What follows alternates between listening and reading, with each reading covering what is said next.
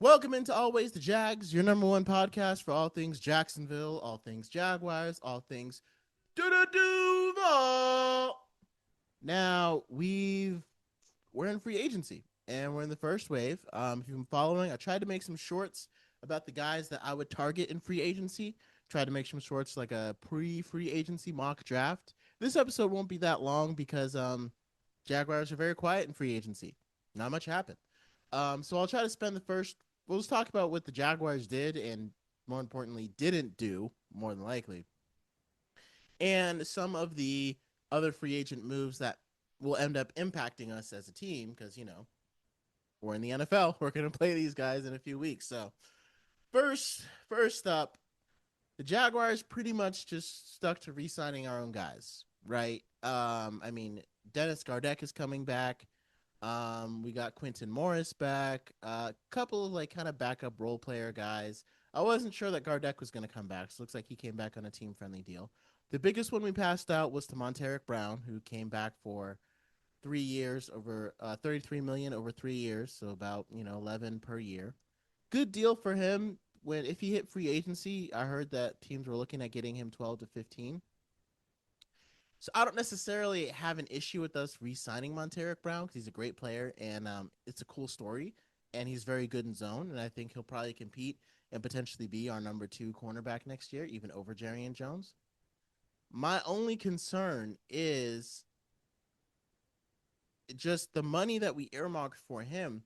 Like again, if I was looking in the draft and I was looking for, okay, is it possible to replace these guys based upon who I'm going to sign?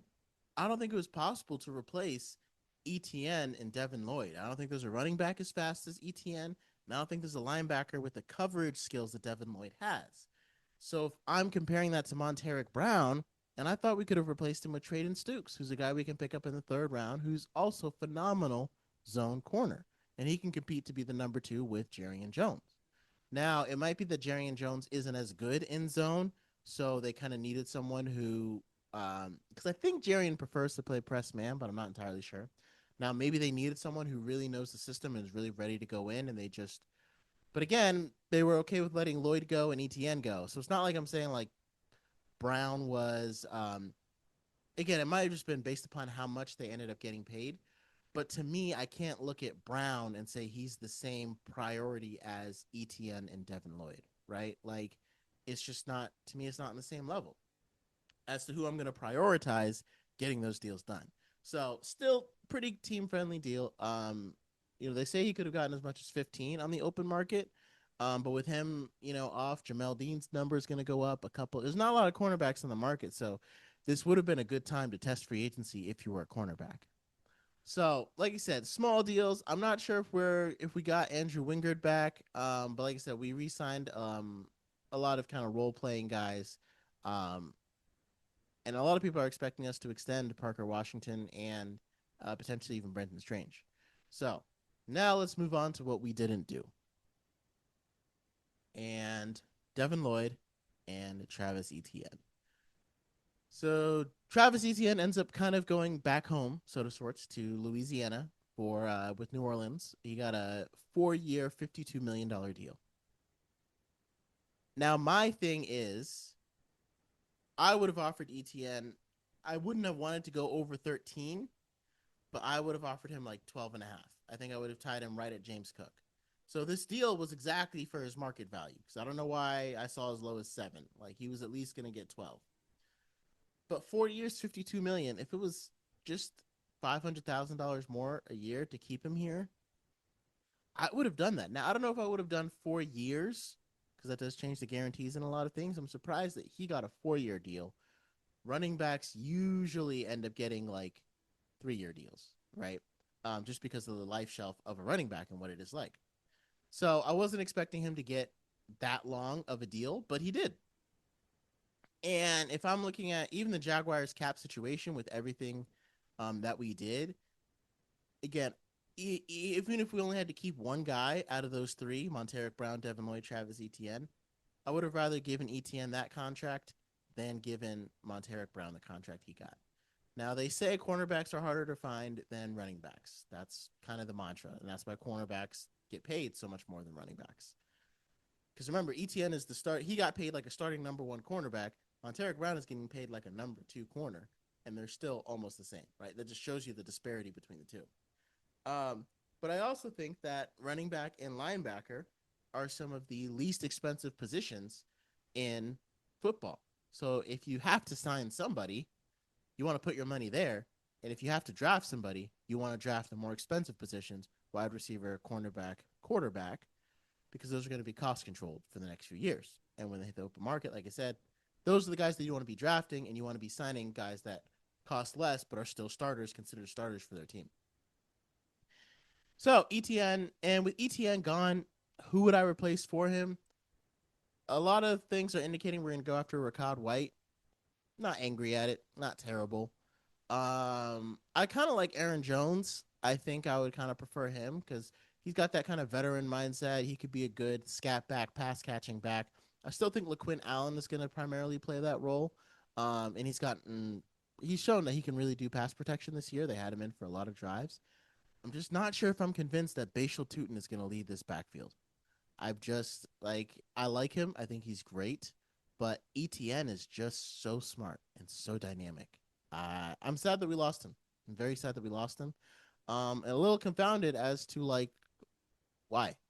It's all I just want to know, James. Just tell me why. Like, what's your plan? And I guess we won't know until we get to the draft, until we get to the season, right? But if our run game is not as good, this is not going to look like a good move. This is going to look bad, right? But chances are we're probably going to end up drafting another running back, so we got to add that to our needs, probably in the fourth or fifth round. And again, it's crazy because we came into this year because we drafted two in last draft, so running back was a position we didn't really need to touch because we had ETN, Bigsby, Tootin, and LaQuinn Allen Jr. And so to come into this draft and to still need to draft running back reasonably high, maybe even the third round, where again, you could have gotten a cornerback, could have gotten another depth offensive lineman who, again, are tough to find just because we didn't want to make this ETN deal. I don't know. That feels like kind of a loss, kind of a missed opportunity because we didn't need to draft a running back, right? And so we'll see. We'll see exactly what happens. A little disappointed, but again, we have to solve that for right now. Moving on, Devin Lloyd goes to the Carolina Panthers for $45 million over 3 years, $15 million per.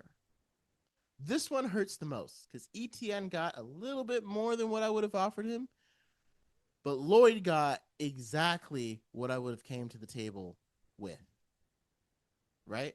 And Lloyd, I was willing to go as high as $17 million per year.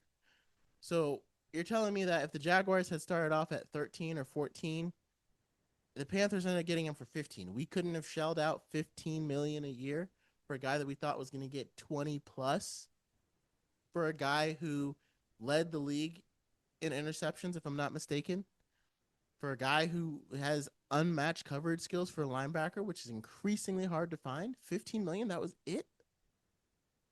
Again, missed opportunity. And I know we've got big extensions coming up, and you can't sign everybody, right?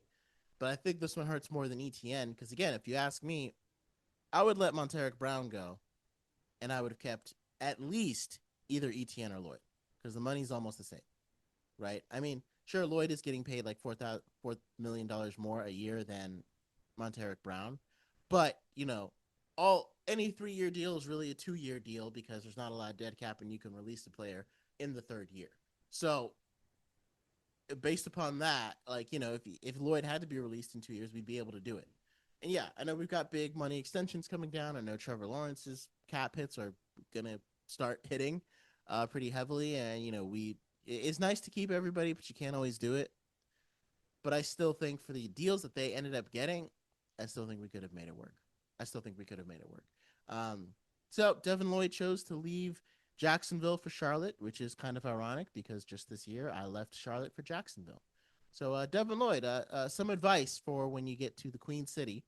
Lots of great music venues. If you get a chance, visit the Evening Muse. Fantastic music venue for a lot of up-and-coming artists that are in Charlotte.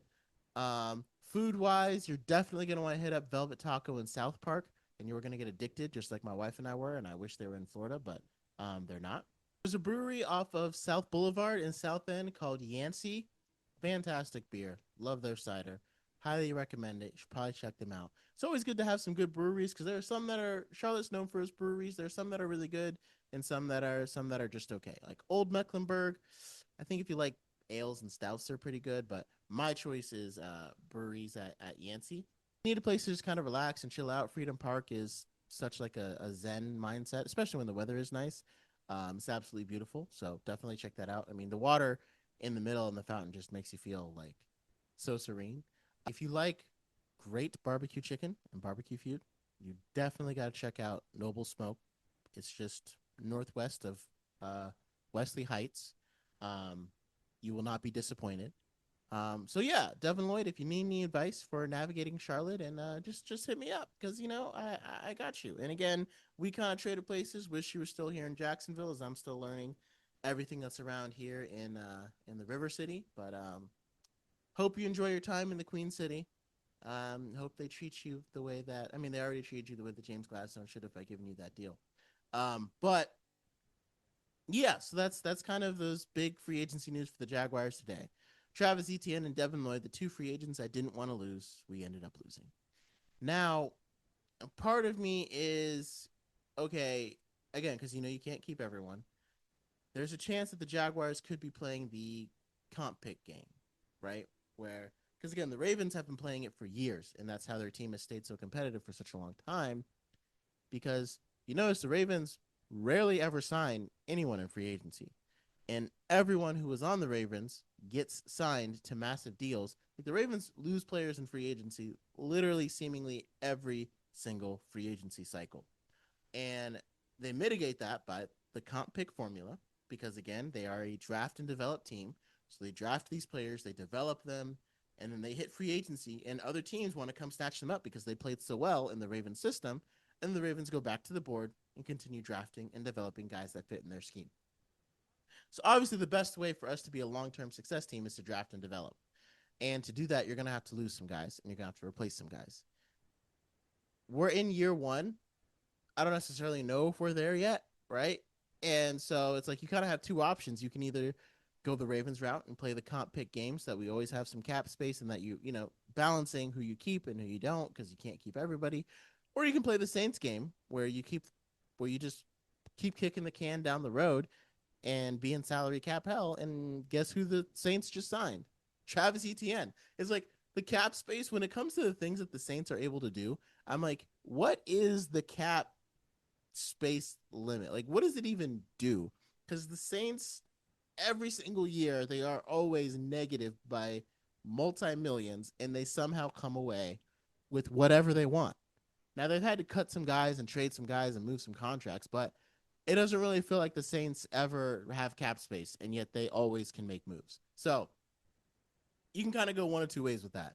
So I don't necessarily think that the Jaguars, want to be in salary cap hell every single year. I mean, we were negative this year, but all it takes is a couple restructures and a couple releases, and suddenly everyone's back in the green. So those are my thoughts. So yeah, I'm a little overall. I probably say disappointed. I think James Gladstone has done enough for me to trust in him, but I'm also like, I mean, I know we got to keep our offense going, right? But out of guys who started making like when we brought in guys and they made an impact, like they got extended. Cole Van Landen, Jacoby Myers, both of them immediate impacts, and we extended them. And I think James Gladstone knew that between Jacoby Myers, Devin Lloyd, and Travis Etienne, he was probably going to be able to extend one. But I still look at the way Devin played throughout the year, and you could argue that without him, there's a couple of games we don't win. Do we beat the 49ers without Devin Lloyd? You could argue we don't even beat them without Travis Etienne because of that long touchdown run. Do we beat the Chiefs without Devin Lloyd? 99-yard pick six, 14-point flip. I mean, it took the whole team, right? But I'm like, if you remove some of his plays, because he had two picks against the 49ers, he kept getting turnovers. And so N'Kobe Dean ended up signing with the Las Vegas Raiders, so we can't really pick him up to replace um, Devin Lloyd, and he was my target if we lost Devin Lloyd. So again, I mean, I look at the games that we played this year, and it's hard for me to be like, Monteric Brown impacted this game more than Devin Lloyd or Travis Etienne did.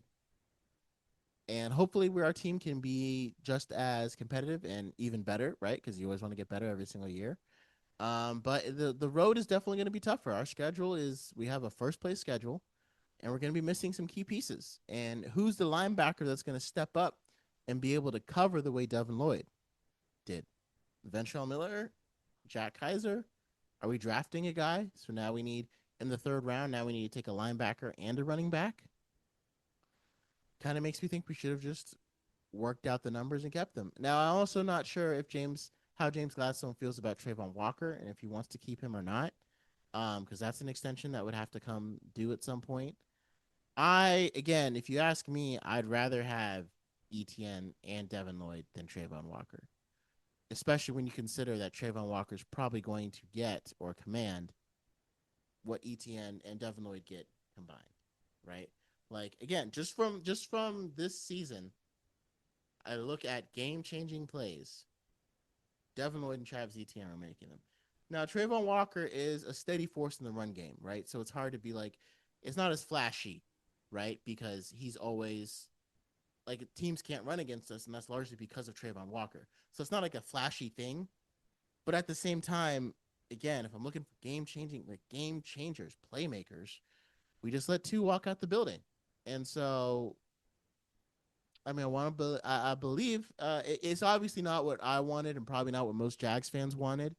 James Gladstone has shown us enough to give him a little bit of grace, right? He's shown enough. But let's see what happens.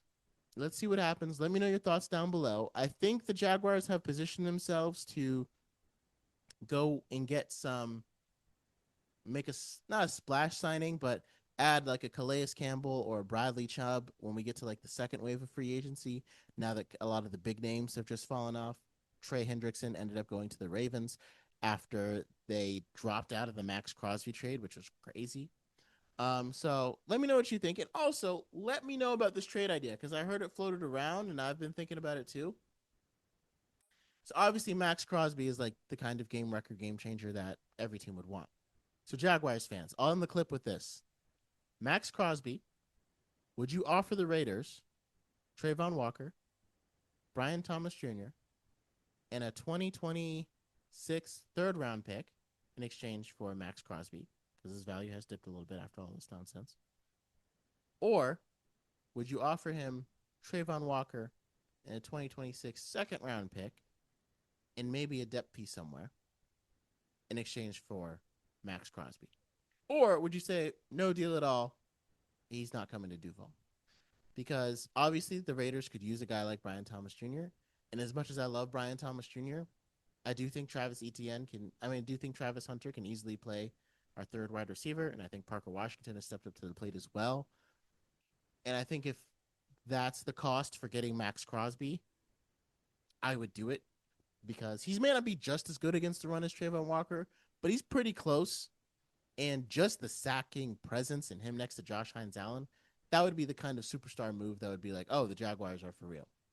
So, and in that case, I would forgive the Travis Etienne and the Devin Lloyd because you also have to make cap space to take on Crosby's contract for the next few years. So let me know to refresh the trade again. Max Crosby, we'd offer the Raiders Trayvon Walker, Brian Thomas Jr., and a 2026 third round pick, or Trayvon Walker and a 2026 second round pick, and then maybe a 2027 third rounder or a debt piece, something like that. Let me know your thoughts. Let me know your thoughts on that trade. Let me know your thoughts on the losing Travis Etienne and Devin Lloyd. And who else do you think we should target in free agency? Are there any guys that you're looking at? And never forget, it was always the Jags.